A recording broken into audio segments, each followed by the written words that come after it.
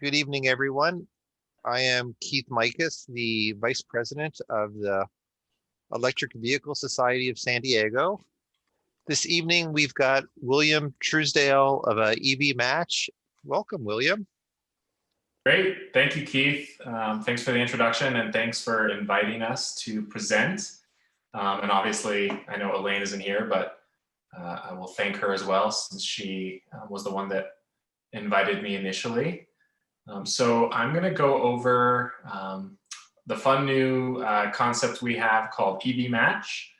We are a fully operational business and we're excited to share our service with your cohort to help build this charging network down in the San Diego area. Yeah, let's see if I'm gonna, okay. All right, so electric vehicles are the future. I don't need to tell any of you that, but 125 million EV sales are projected worldwide by 2030. And that number will likely increase with more policies like Governor Newsom's executive order banning sale of gas vehicles by 2035. So that's exciting. But the biggest challenge right now facing the EV industry is charging infrastructure.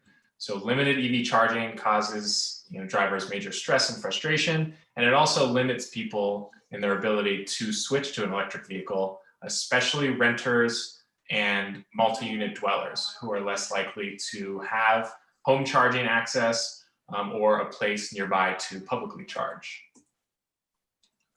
So in order to drive the mass adoption of EVs, we need more public charging, and it needs to be convenient, affordable, and reservable in advance, ideally, especially for that group of people who rent or live in multi-unit dwellings.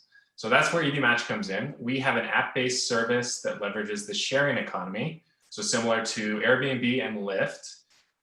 With the EVmatch app, any homeowner, business, or property manager can rent out private charging equipment on the EVmatch platform, making it easier for everyone to reliably drive electric. So I'm going to show you exactly how that works. So to get started, charging hosts is what we call them, but anyone with a charger or an outlet at their home or business can list it for rent on the EVmatch platform. It's completely free to do so. If you are sharing a residential charger, you would input some pretty basic details like the station, the location of your charger, availability, and then you would set an access price.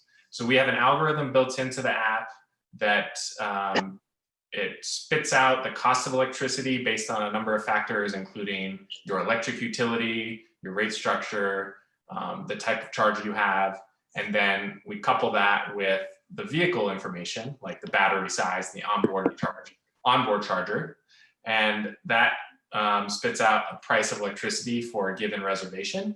On top of that, hosts can set an access price. So, typically people are either just passing along the cost of electricity or charging a couple dollars an hour. $1.50 an hour is the average price right now on our platform. And I didn't mention at the beginning, but if you have any questions as I'm presenting, feel free to jump in.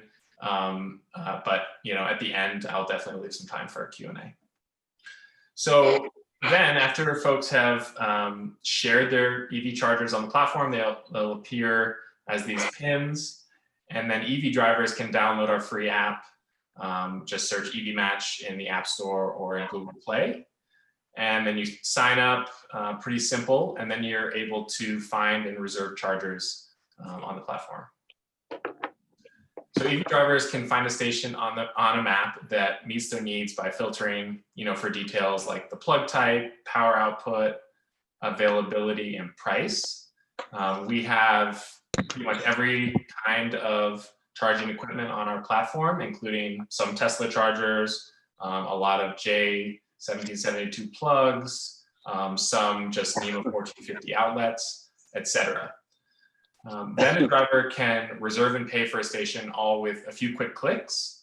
And I just want to mention that by offering reservations and payment processing, then EV drivers can secure a place to charge even before they leave their home.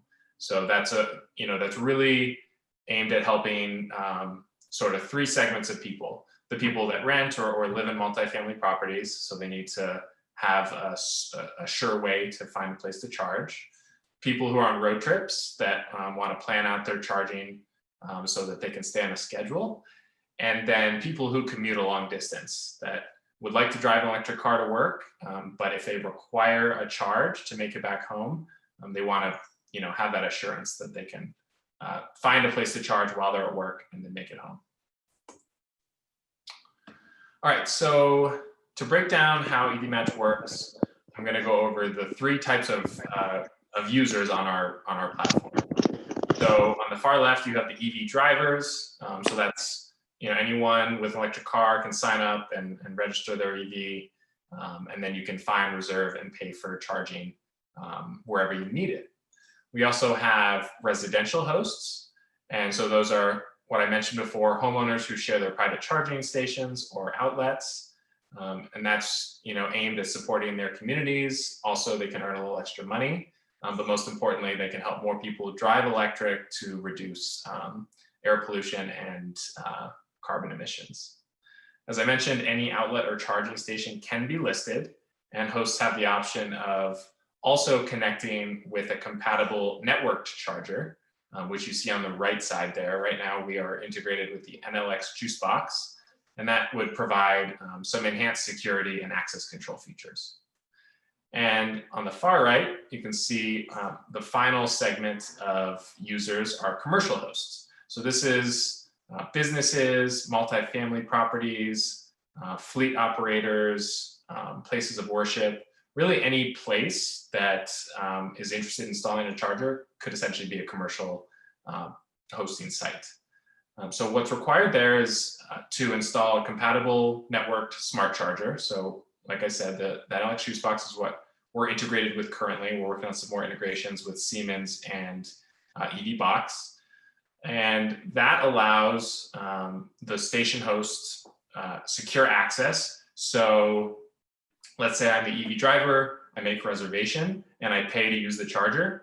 Then I would actually click a start reservation button to unlock the charger. If I was just someone driving by and I saw the charger and I wanted to use it without paying for it, I could try to plug in, but nothing would happen. So it's a way to ensure that people who are actually charging are paying for it. So I'm sure you've probably run into a lot of different commercial charging solutions. The most obvious, ChargePoint, EVgo, Greenlots, etc. The list goes on.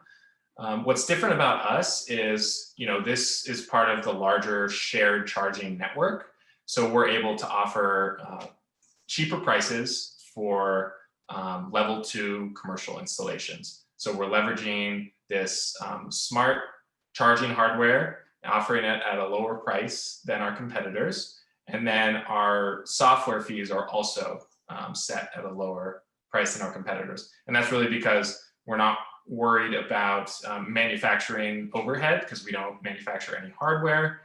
And additionally, these chargers are Wi-Fi enabled, which means you don't necessarily have to pay for an expensive cellular data plan to host a commercial charger. So if you have some sort of local Wi-Fi network already, you can tap into that and you don't have to pay anything extra to connect into a network.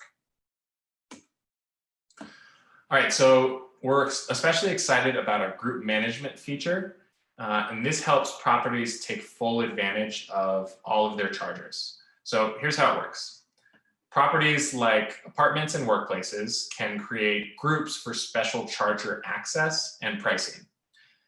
So for example, the one that I have here on this slide is a tenants group.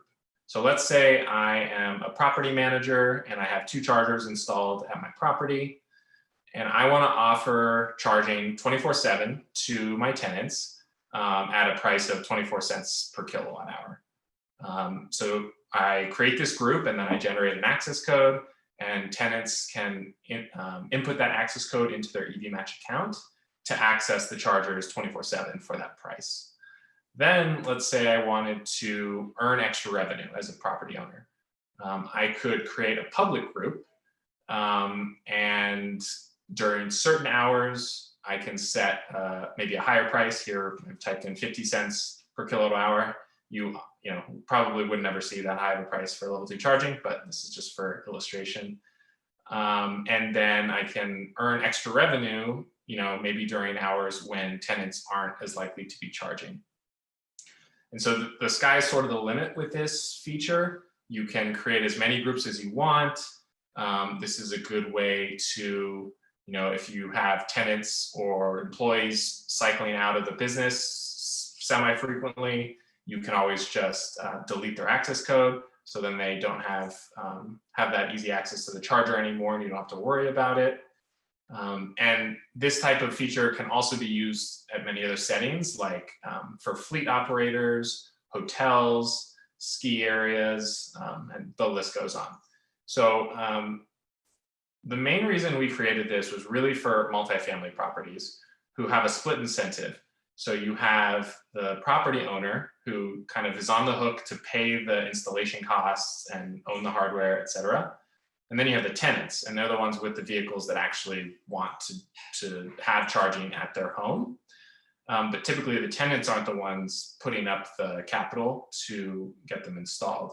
So this is a way to incentivize the property owners to hopefully install chargers for their tenants, because then it can be a larger revenue opportunity for those properties. So as I mentioned before, for commercial hosting, we're really the best choice for property owners because our solution is up to 60% more affordable than other options. And we offer advanced features so you can really efficiently share chargers. If you only have the budget to install 1 or 2 chargers, but you have 10 drivers at your property, our software enables them to easily share it with the reservation system and the payment processing system. So that makes it simple. And then, as I mentioned, the NLX Juicebox is our compatible hardware currently. What was I going to say there? But I do want to reiterate, so this Juicebox is great. It's not, overly expensive, but there are cheaper options out there. So if you're a homeowner and you do want to be an EVmatch host and you have a charger, I want to reiterate that it's completely free to be a residential host. If you're interested in commercial hosting and adding a charger to your property or your business, we charge a subscription fee for that. So it's $20 a month for that subscription fee, and you can cancel anytime. And the great thing about integrating with a networked option like the Juicebox is you can then choose a different software provider if in the end you don't want to use EVmatch anymore. Or you could just use the Juicebox as essentially a dumb charger. So there's a lot of flexibility there, and it's a great device, and our customers have really enjoyed using it. All right, so combining all of that, the residential and the commercial hosting platform, because our platform enables any home or business to be a public charging station, our solution can create 20 times more public charging immediately. And that's by bringing in private charging stations and making them available to the public and increasing utilization. So we're really excited to continue to grow the network. You can learn more about EVmatch on our website, evmatch.com. You can download our mobile apps. They're free. They're available on Google Play and the App Store. We're also always looking for partners to grow our shared network. So we have an affiliate program. Our affiliate partners earn referral fees for every customer they send our way. And then I wanted to mention some well-aligned partners include, electricians, solar companies, car dealers, anything along those lines, but even just folks who want to help get more chargers installed in their community. We love to partner to help build that infrastructure. So if you're interested in anything like that, feel free to email me, william@evmatch.com, and then we can look into that. So with that, I really want to thank you for your time, and I look forward to your questions. All right, well, thank you, William. I will say I have been probably a member of you guys for, I think, about 3-4 years now. Thank you. In the Rancho Bernardo area, I just looked at your app. There's still 4 of us that are members, 1 in 4S Ranch, and I've yet to have anyone visit me or request.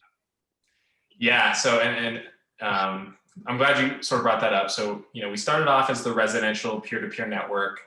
What we found is that, there wasn't quite as much of a willingness, or we were too early to the market, but there wasn't as much of a willingness for, strangers to want to charge that often at maybe remote places, maybe places that were in highly residential areas. So that's why we've really shifted to this multifamily commercial space, so that all those renters and multi-unit dwellers who want to drive electric but they just don't have a charger.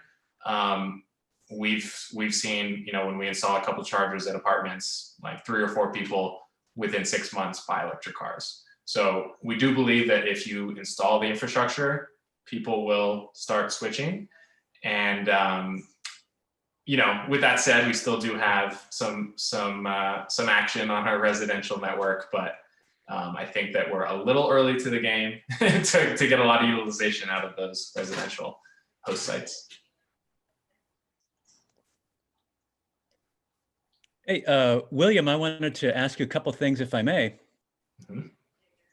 Go for it, First John. of all, yeah, thank you for your presentation today. You showed the slide of the juice box as the compatible type of charger for this. What if you have in your garage a Blink level 2, not a new one, it's not connected with Wi-Fi? Would something like that work? Yes. So for our residential platform, any type of equipment, whether it's networked or not networked, works, even if it's just like an outlet, an EMA 1450 240 volt outlet. Those all work. The one thing we can't offer with that is the access control function that we can with the juice box. So what that looks like is, if I'm an EV driver and I want to charge at your house and use your Blink station, I would make a reservation through the app. I wouldn't be able to see your exact address. It's offset a little bit. So we're protecting your privacy until you've confirmed that you're allowing them to charge there. And then we send them an email with your address and your phone number so that if they need to get in touch with you, you'll get a notification that they've made a reservation to charge from 2 p.m. to 4 p.m. And then all they need is access to that plug. So you'll just have that plug fed outside of your garage, and you're good to go. We haven't had much abuse in the way of people making a 2-hour reservation and then charging for 3 hours. We're always monitoring everything. And additionally, I can go back to this slide because this is a relatively new feature that residential hosts can include. Let's see. Okay, right here on the left side, you can see at the bottom of that screenshot, there's an option for an idle fee. So this is a mechanism to encourage people to move. If they don't move after the reservation, then they could be charged. And you set that rate. You could do, a 5-minute grace period and then whatever amount. Typically, 20 cents, 50 cents a minute will encourage them to move. So yeah, we'd love to have your Blink charger listed on the platform. You just can go to evmatch.com and sign up and click become a host and then fill in the details.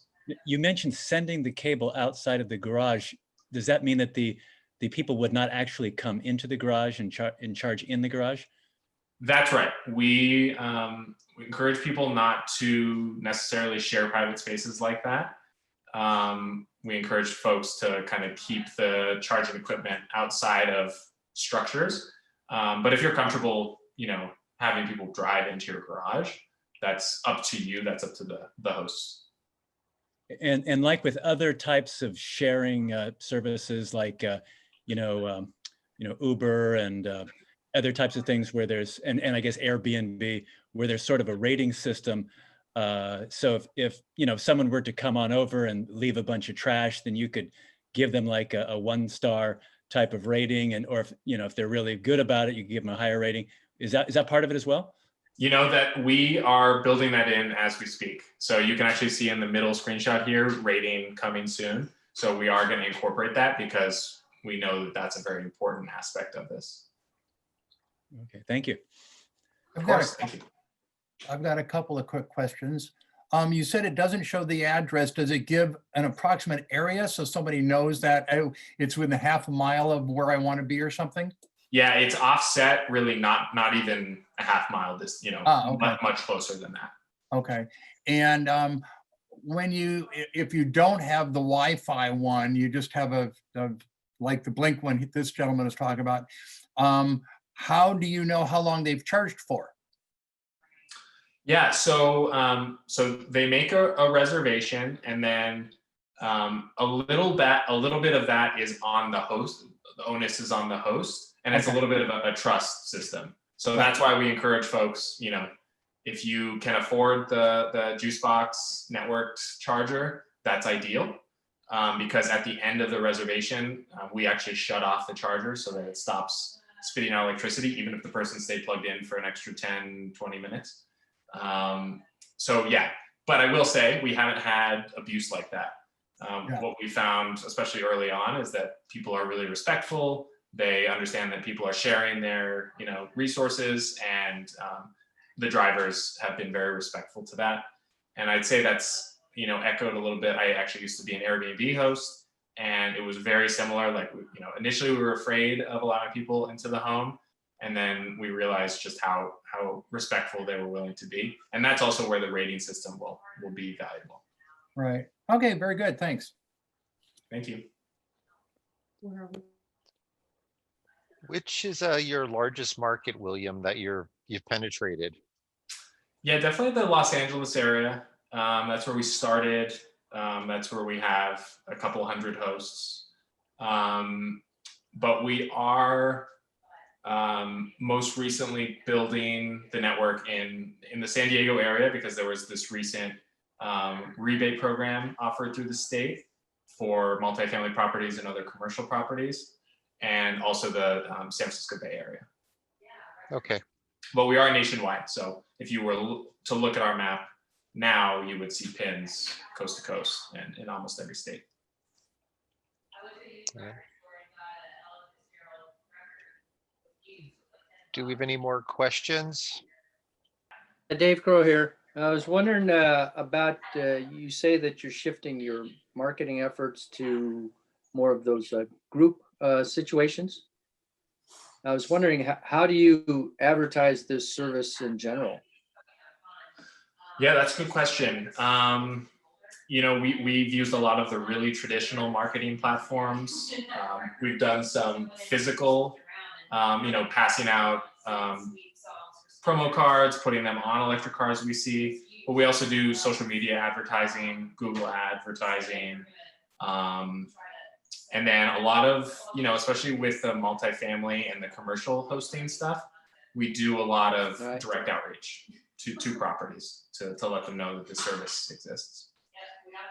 Okay, because I can see that part of the host network might be people that don't even have EVs or are not keyed into that just yet. You know, anybody that wants to make a little bit of revenue off of, you know, an open parking area in the front of their house where they could host one of these chargers. Have you got any uptake on that kind of situation? Yeah, so, you know, many of the commercial properties where we do business don't, like the owners probably in many cases don't have electric cars, and even some of their employees often don't have electric cars. They're just interested in making it a revenue opportunity. Yep. And in some cases with multifamily properties, you know, the property manager or owner has heard a lot from tenants saying, like, I would buy an electric car if we had a charger. So that pressure has been really, really important as well. Okay. The other thing I'll say is that the other way we do a lot of marketing and spread the word is through our affiliate partnerships. So as I mentioned on that last slide, so with, you know, installers of solar panels and electricians who install chargers, just spreading the news about us to people who actually have the equipment and are recently installing it is a great opportunity for us. Oh, okay. Cool. What Okay, about no. liability issues? That if you are hosting a charger and you go leave your car for an hour or two and come back and somebody smashed a window, is the host responsible or the apartment owner responsible? How's that handled? So yeah, the short answer is yeah, the property is responsible. At the end of the day, we as EVmatch don't own any of the equipment. So the property, especially if it's a commercial property, should have general liability insurance. We would expect that. EVmatch also has general liability insurance in the event that something really went south. But at the end of the day, yeah, the hosts are the owners of their own equipment. They're just using our platform to share it. Can the people with your charging sites, can they get listed on PlugShare or an app like that? Yep, and we really encourage it too. We actually post all of our commercial chargers on PlugShare for our commercial hosts. We're not allowed to do that right now for the residential hosts, so we just encourage our residential hosts to make a residential listing, and then they can link. They'll have a unique link. I wonder if it's shown. No, it's not. But there's a unique link for each hosting listing. So once you make a listing, you can see that link and share it, and you can put that in the description of the PlugShare listing. All right, anyone else have any questions for William? Well, thank you, William. thank you. I know I've reached out to you previously to try to get some set up for my work site, but like many, we have multiple levels of ownership, leasing, and property manager that we're working through. So it can be a jungle to get it Yes. at work. We found it a long sales cycle, but if it encourages more people to drive electric, we're in it. It's worth it. Yeah.